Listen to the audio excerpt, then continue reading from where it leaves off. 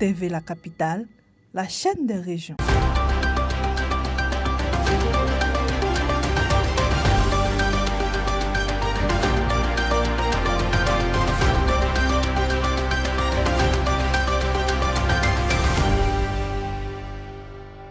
L'autorité de régulation de la commande publique organise une session de renforcement des capacités pour les professionnels des marchés publics des collectivités territoriales.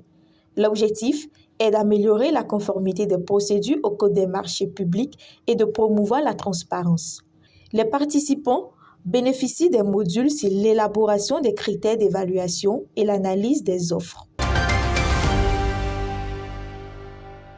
Le vice-premier ministre Diéné Brahima Ouattara a lancé les journées culturelles Racines vivantes à Botro, appelant les populations à l'union et à la cohésion sociale pour promouvoir le développement local. Il a salué l'initiative du président du conseil du Békay, Jacques Assaoré, et a encouragé les cadres à travailler ensemble pour répondre aux besoins des populations. La cérémonie a également permis de présenter des doléances et de discuter des projets de développement pour la région.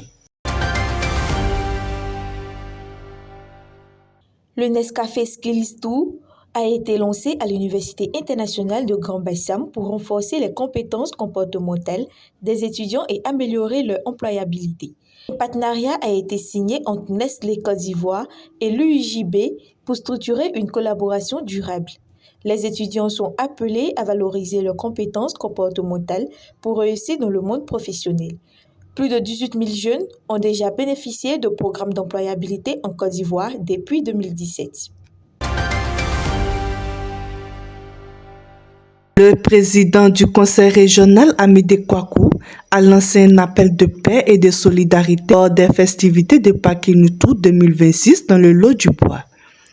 La 11e édition a parcouru 8 localités, mettant en avant les traditions culturelles locales et la musique baoulée. L'événement vise à renforcer les liens de fraternité entre les populations et à promouvoir le développement de la région. La Fondation Amclo a organisé la 2e édition du Welfelgissi Katana Festival, célébrant la culture sénoufo Niarafolo à Fekessédougou. Le festival a réuni des acteurs culturels, des autorités et des populations pour promouvoir les valeurs culturelles ivoiriennes et sauvegarder le patrimoine Niarafolo. Des concours de balafon, de danse et d'artisanat traditionnel ont été organisés.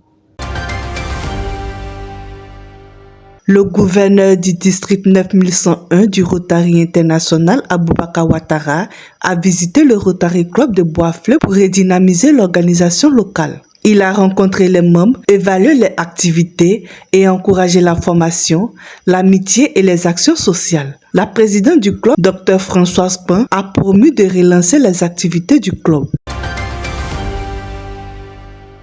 L'espace agro-touristique Liifla à Konofla connaît un espace croissant auprès des visiteurs. Le site propose un cadre naturel, un plan d'eau navigable, des bungalows et des services de restauration. Le promoteur ambitionne de faire de Liifla un paradis vert en préservant la biodiversité et en développant des activités agro-pastorales et culturelles. Des projets sont en cours pour accueillir des visiteurs et promouvoir la cohésion sociale.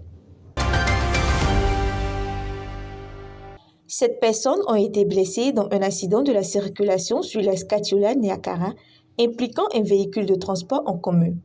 Les victimes ont été prises en charge et évacuées au centre hospitalier régional de Katiola pour des soins. L'accident a eu lieu à environ 27 km au nord de Katiola, sur la nationale A3. TV La Capitale, la chaîne des régions.